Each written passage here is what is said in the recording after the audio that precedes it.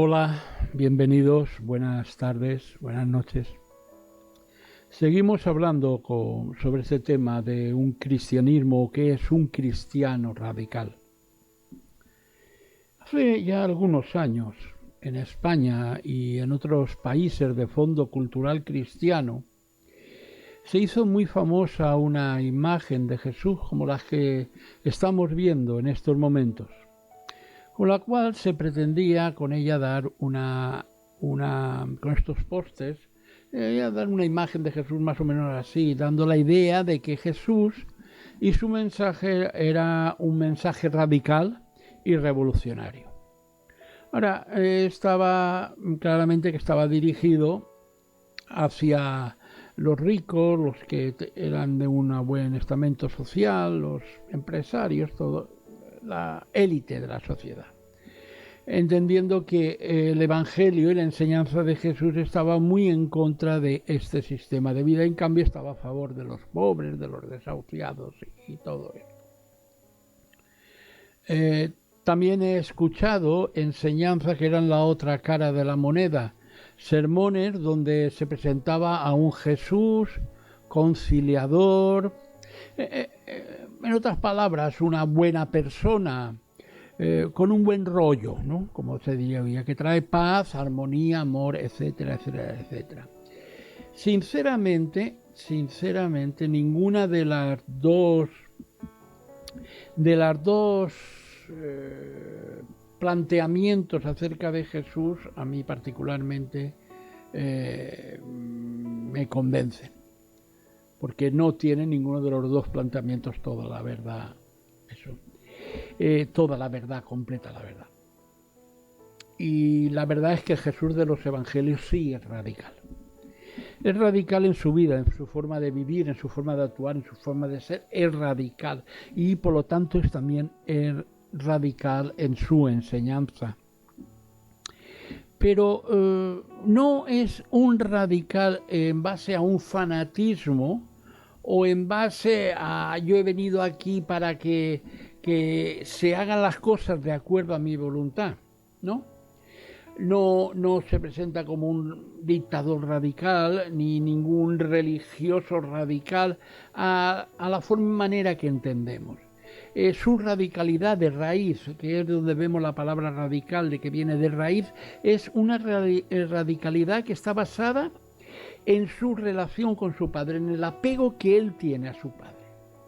Y una radicalidad que está basada en la misión que él está completamente convencido, que es traer el reino de Dios en medio de una sociedad completamente injusta. Y donde a partir de esa raíz en el hombre y la mujer, esa raíz del el reino entra en esa raíz y cambia desde la profundidad del ser humano, lo cambia, lo transforma, crea una nueva vida. En Lucas 4, 18 a 21 vemos esa radicalidad en su enseñanza. Él nunca nos da medias tintas, nunca nos deja lugar a dudas. Es categórico y definitivo. Es categórico y definitivo en los aspectos en los cuales él ejerce su trabajo, su misión, su ministerio. Y es categórico completamente. Él anuncia ese día que el espíritu de Yahvé estaba sobre él por cuanto lo había ungido Yahvé para una serie de cosas. Pero también es categórico cuando anuncia el cumplimiento de esa profecía del profeta Isaías. Hoy se ha cumplido esta profecía delante de vosotros. No deja duda de si estos, aquellos, este grupo religioso, aquel pensador religioso. No, hoy, aquí, ahora, se ha cumplido esta profecía delante de todos vosotros. Sí es verdad que la palabra radical asusta. Y si existe un adjetivo que en la mayoría de nosotros no querríamos que se nos aplique, probablemente es la palabra radical. y la aplicamos con cierta relación con ciertos grupos que no voy a entrar ahora. Ahora, ser radical en religión trae siempre a la mente la imagen de un hombre mal vestido, con el pelo desaliñado, zapatos sucios, subido a un cajón en una esquina, con una Biblia en la mano y gritando con cara furibunda: arrepentíos o pereceréis. Y sinceramente a nadie nos gusta ser así. Del mismo Jesús tampoco lo veo yo nunca siendo así. Ahora, el llevar una vida cristiana acomodada es más fácil que nos vaya, donde se nos piden unas poquitas cosas como muestra de nuestro compromiso cristiano. Ser radical no, pero llevar una vida más o menos tranquila, porque ya tenemos bastantes problemas. Yo recuerdo que a mí hace años se me dieron 5 puntos por los cuales yo podía pertenecer a una iglesia. Y esos 5 puntos están ahí. Uno era asistir regularmente a los servicios de la iglesia. No se me pedía ni asistir a todos los servicios, sino regularmente. Apoyar con mis ofrendas al sostenimiento de la iglesia, cosa bastante normal. Todo el mundo que pertenece a una asociación, pues, sabe que debe de colaborar en el sostenimiento de esa asociación. Llevar una vida correcta, lo que entendíamos por llevar una vida santa, alejados del pecado, no dando escándalos y tal. Se nos pedía orar y leer la Biblia con regularidad y hablar a otras personas de Jesús, lo que calificábamos entonces como evangelizar, hablar a otras personas de Jesús.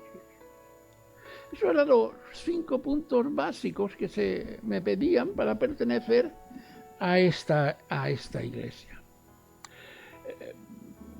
Sinceramente, cuando veo esto y veo la radicalidad de Jesús en su enseñanza en muchísimos otros aspectos, pues veo que no coincidían en absoluto prácticamente con ninguna de estas exigencias que se me pedían. Quizá la semana que viene veremos un poco más cómo esto se vivía en la iglesia primitiva. Y es que la radicalidad y exigencia de Jesús va más allá de estos 4 o 5 puntos de compromiso. La radicalidad de Jesús siempre estuvo relacionada con la grandeza del reino de Dios, la justicia de éste y la aplicación de ese reino en la vida práctica de los discípulos. Ahora, yo sé que habrá gente que estará aplicando de distinta manera, que lo ve de una forma distinta. Pero me surge una pregunta. ¿Qué es lo que el Señor Jesús, exige? ¿Desea realmente que seamos radicales? Hay varios pasajes en los evangelios donde podríamos centrarnos, pero vamos a centrarnos en este pasaje muy conocido, el encuentro de Jesús con el joven rico, que lo vemos en el evangelio de Mateo, capítulo 19, 16 al 22 principalmente. Hay varias cosas que tenemos que ver acerca de este hombre. Y podemos aprender de esta historia. La primera cosa es que ese hombre era un joven. Qué bueno, ¿no? Qué bueno, un joven se acerca a Jesús y Jesús tiene ahí la oportunidad de llevárselo a su terreno y ya estamos. Jesús puede ver muchas cosas en él. Puede descubrir cosas, puede ver cosas malas, pero bueno, me lo llevo y... un joven. Por el Evangelio de Lucas también entendemos que era un principal. Era un joven pero que era importante en la sinagoga. Era rico y la riqueza en aquella época era señal de la bendición de Dios. Era joven e importante, una persona que infundía respeto. Bueno, el grupo de Jesús que no son precisamente muy para allá, pues este joven puede hacer una buena función. Era, como hemos dicho ya, era rico. Y si hacemos caso a lo que él mismo decía de él, y no tenemos ningún motivo para negarlo, para decir que era mentira, era también un buen hombre. 18-20, los versículos 18 a 20. Estaba interesado en ser salvo. No hay que convencerlo. ¿Qué tengo que hacer para heredar la vida eterna? Él va con esas preguntas muy categóricas. Incluso tenía ansias de encontrarse con Jesús. Nos dice Marcos que corrió hacia Jesús y estando delante de él, se hincó de rodillas delante de él. No tenía dudas, sabía dónde tenía que ir para obtener la información sobre la vida eterna, a Jesús. También conocía el carácter de Jesús. Sabía cosas acerca de su carácter y de su persona. Porque ya que llega y le llama maestro bueno. Y al Señor Jesús no le desagradó en absoluto, en ningún momento, su actitud. Marcos 10:21 lo leemos en la versión Reina y Valera, lo miró con amor.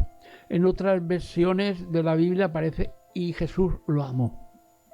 Sintió Jesús amor por él, una empatía más que iba más allá de una simple simpatía. Era un joven que reunía todo lo bueno que se podía presentar frente al mundo. No era un harapiento, no era el publicano, no era el pescador Pedro, no. Joven, rico, principal. Seguro, con preguntas seguras.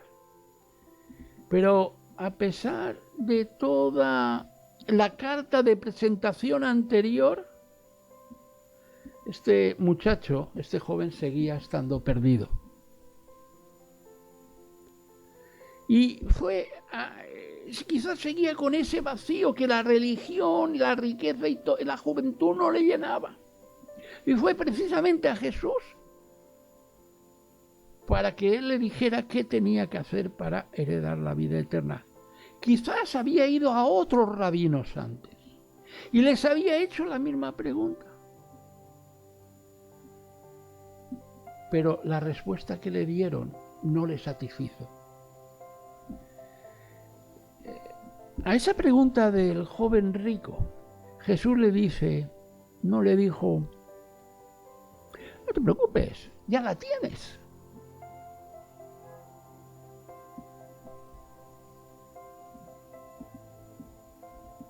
A pesar de esa evidencia en aquella época de su riqueza, que era señal frente al judaísmo, y de que la riqueza era la bendición de Yahvé,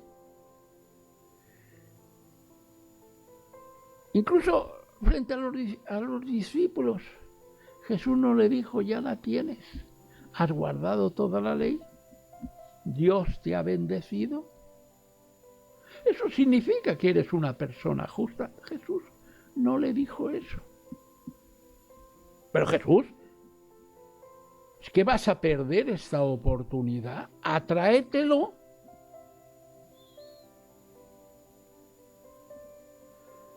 Mira, nadie puede entender que un hombre rico se vaya a perder.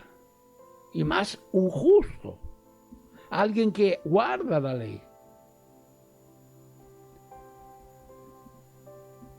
Para Jesús, sus riquezas no le salvaban. Tampoco su poder y su prestigio no lo salvaban.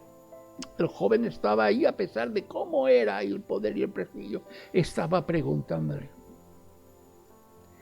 Frente a que a todos los contemporáneos de su época, los que os vieran delante pensaran que fuera un gran hombre. Tampoco para Jesús era una condición para ser salvo.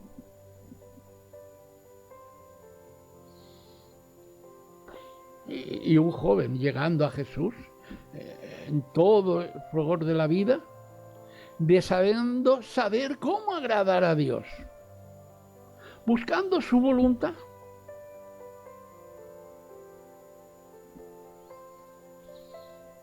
Pero ni ese deseo de juventud salvaba. Ni ese deseo de juventud para Jesús agradaba a Dios, ni tampoco su fidelidad lo salvaba. Guarda todos los mandamientos. Señor, eso hago desde mi niñez. ¿Cuáles mandamientos tengo que guardar? Porque Jesús le dijo: matarás, honrarás a tu padre, a tu madre. Bueno, pero eso, maestro, lo hago desde la niñez.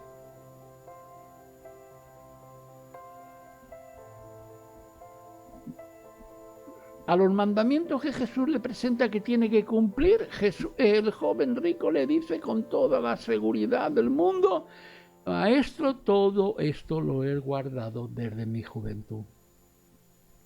Jesús a aquel joven le hizo esta petición radical para fastidiarlo, para probarlo, para ver si tenía más acción que palabras. No. Jesús le hizo esa proposición radical porque lo amaba por amor.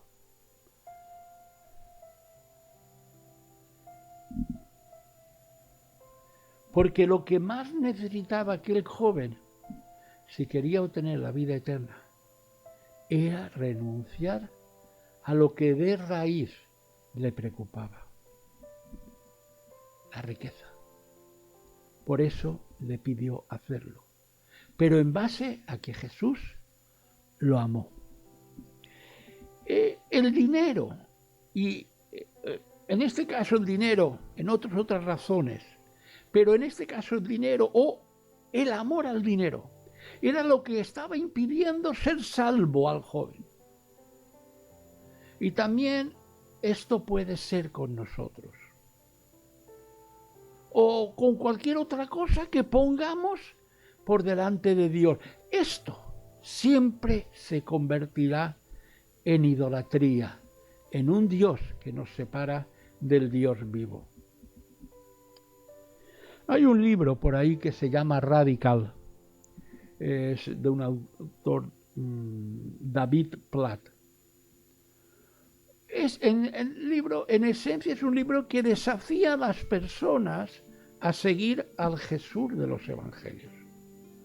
No al de las tradiciones, el de enseñanzas eclesiales, en lo que me han dicho y yo siempre he hecho,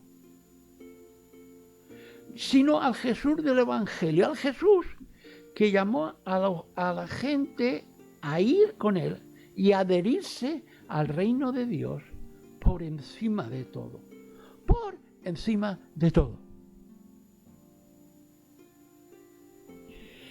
Este libro muestra algunos de los retos más radicales que Jesús presentó en su enseñanza.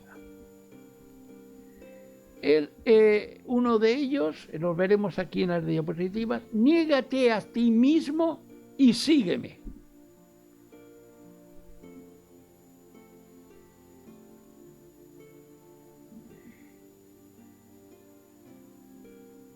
La segunda, otra de las enseñanzas radicales es: hazte servidor.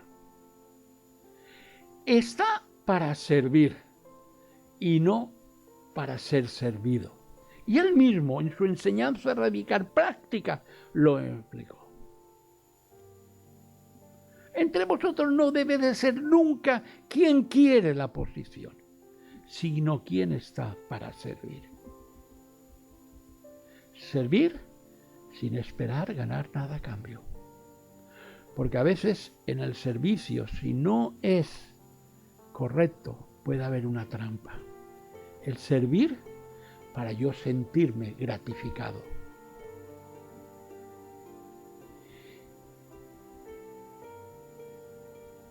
Si estás dispuesto a ganarte el mundo, estás dispuesto a perder tu vida.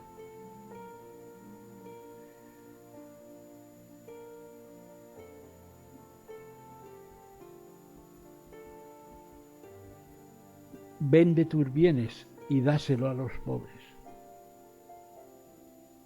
le dijo aquel joven rico. ¿Ves? Vende cuanto tienes, dáselo a los pobres, y tú sígueme. Seréis bienaventurados los que son perseguidos.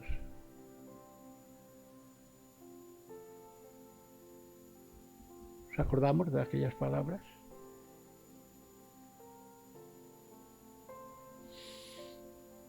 No te afanes en tu vida. No te afanes por conseguir. No te afanes por el día de mañana. No te afanes. Qué distinto a la mentalidad de esta época, de conseguir, tener, adquirir poder. Otra enseñanza muy radical es que no todos entrarán al reino de Dios. No todo el que me dice Señor, Señor, entrará en el reino de Dios, sino el que hace la voluntad de mi Padre Celestial. Muchos me dirán en aquel día, Señor, Señor, no hemos profetizado en tu nombre, y en tu nombre hemos arrojado a los demonios y hemos hecho muchos milagros en tu nombre. Entonces yo les diré, nunca os conocí, apartados de mí, agentes de injusticia. Hay que ver muy despacio qué es lo que me mueve a mí.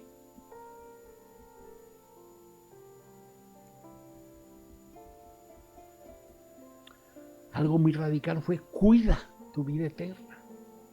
Cuida tu vida eterna. No tengáis miedo de los que matan el cuerpo, pero no pueden matar el alma.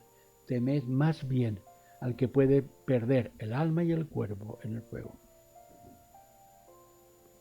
Una enseñanza radical: el que se exalte será humillado. El orgullo caerá.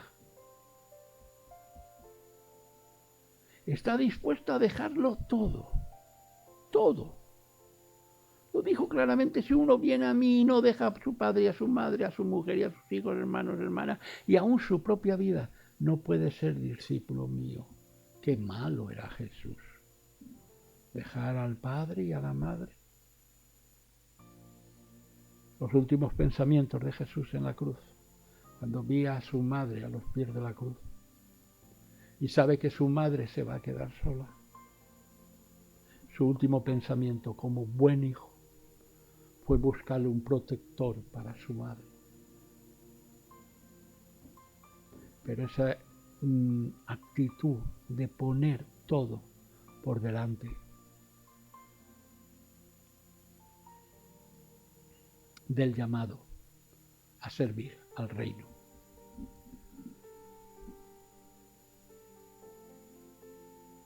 Volviendo un poco al joven de antes. Quizá podríamos pensar, pero ¿es justo que el Señor le pidiera todo a este joven?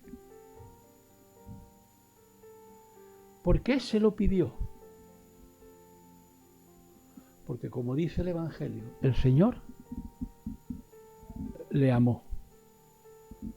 Y al mirar dentro del corazón del joven, Jesús pudo ver que el joven amaba más su dinero, más de lo que amaba a Dios.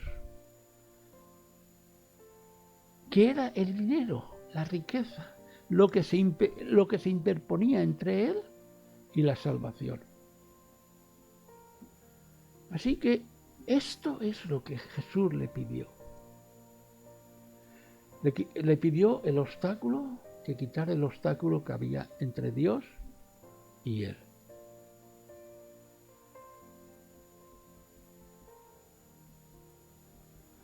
Y hay que seguir pensando, ¿Jesús le pidió demasiado? Pues sinceramente, sencillamente no.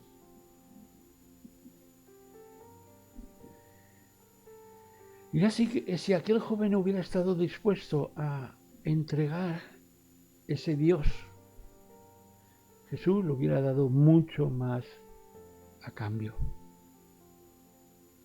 ¿O acaso olvidamos a veces las promesas de Jesús de que aquellos que dejen todo por Él recibirán 100 veces más ahora en este tiempo y en el siglo venidero la vida eterna?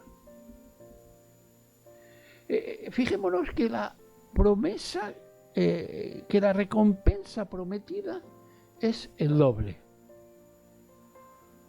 Una compensación centuplicada de todo lo que abandonemos en este mundo y la vida eterna en el futuro.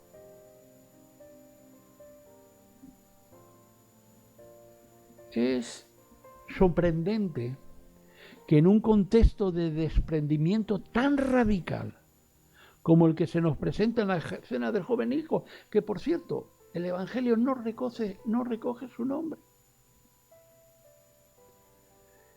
En esa escena, en esa de conversación con el joven rico, Jesús promete compensar al 100 por 1 de los bienes terrenos sacrificados.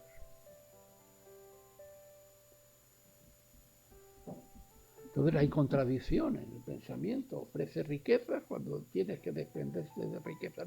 Bueno, yo creo que no. Yo creo que esos bienes centuplicados se refieren a que corazones generosos que lo dejan todo por Jesús y su causa y el reino recibirán no 100 veces más de lo mismo, sino una realidad en su vida 100.000 veces más valiosa. Una vida 100.000 veces superior.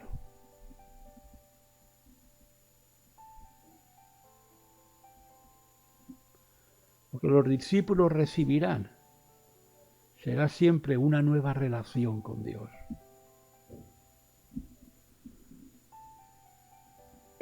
En definitiva cuenta hay que ser radical porque lo que Jesús nos ofrece con esa radicalidad, lo que Jesús nos invita es a que asumamos una nueva jerarquía de valores. Desde la perspectiva de Dios y la buena noticia y el Evangelio, que esa perspectiva de Dios está por encima de todo lo terrenal. Es entonces que podemos entender: no tengáis temor, yo he vencido al mundo, mi paz os dejo, mi paz os doy. Cuando entendemos las cosas desde la perspectiva de Dios, porque nos hemos apegado a Dios, podemos confiar en las palabras de Dios. ¿Por qué? Porque lo vemos todo desde la perspectiva de Dios. Es posible que digamos, bueno, esto lo pide de unos pastores, de unos predicadores. Que esta perspectiva, esta radicalidad de vivir vidas apegadas a Dios, no es para todo el mundo. Y la simple verdad es que Jesús lo hace para todo el mundo. O sea, no tiene discípulos de primera y discípulos de segunda. Y no estoy diciendo que con esto tenemos que vender todo, vender la casa, el coche, sacar el dinero del banco, dárselo a los pobres. Pero lo que Jesús sí que nos pide es lo mismo que al joven rico. Nos pide todo aquello que se interponga entre nosotros y Dios.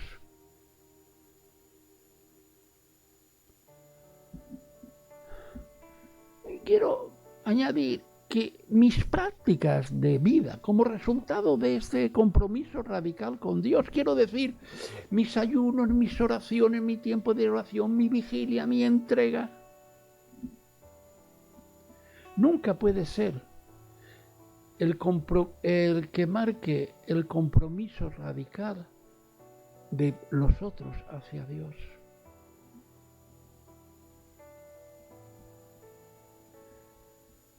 ¿Habéis comprendido? Lo que yo ofrezca y sacrifique en mi vida por Dios nunca tiene que ser lo que los demás tienen que sacrificar. Estamos llamados a ser imitadores de Jesús. Imitadores de Jesús. Porque si yo espero que los demás reaccionen de acuerdo a mis propios principios de vida, a lo que yo creo que debo de hacer para agradar a Dios, a que respondan a las exigencias del Evangelio y de Dios igual que yo respondo, me puedo convertir en el ídolo que se interponga entre ellos y Dios. Y más pronto o más tarde, ellos me tendrán que quitar de su vida, o Dios me tendrá que quitar de la vida de ellos, porque Dios odia cualquier tipo de idolatría.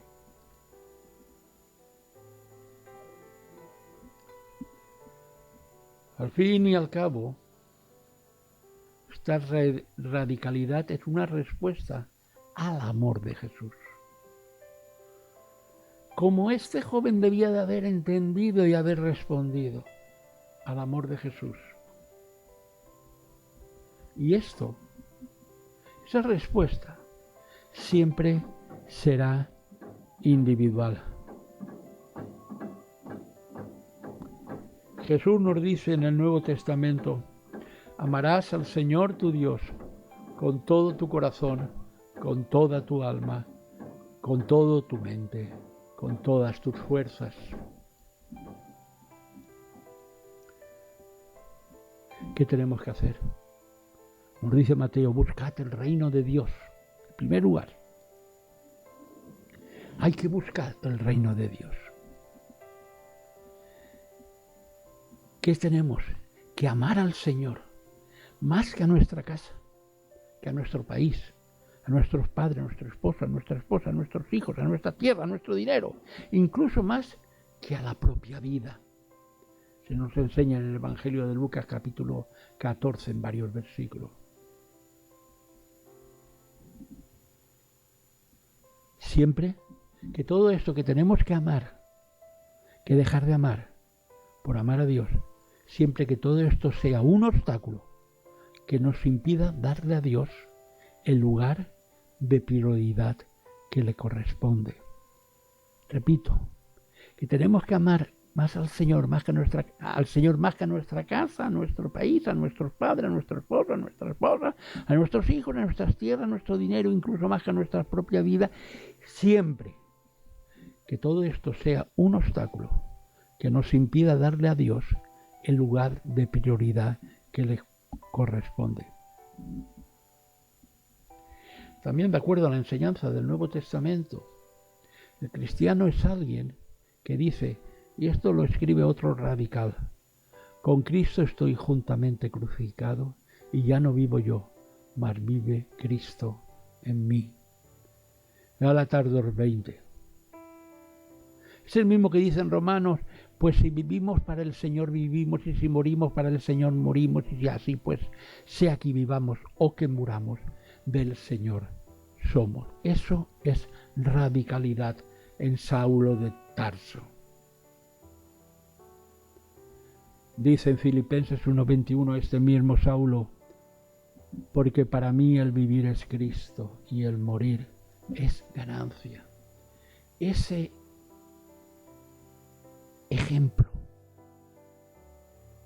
que Pablo dice que seamos imitadores de Él como Él lo es de Cristo, es en cuanto a esta radicalidad de unirse 100%.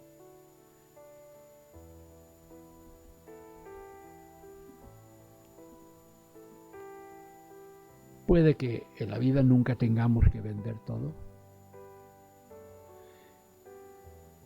Sin embargo, sí que tenemos que tener claro de usar y dedicar todo lo que tengamos y seamos tengamos y seamos para la causa de Cristo, incluyéndonos nosotros mismos, tengamos y seamos nosotros mismos.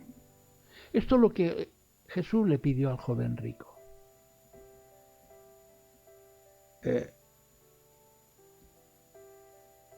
Y eso es lo que nos pide a ti y a mí. ¿Suena esto a radical?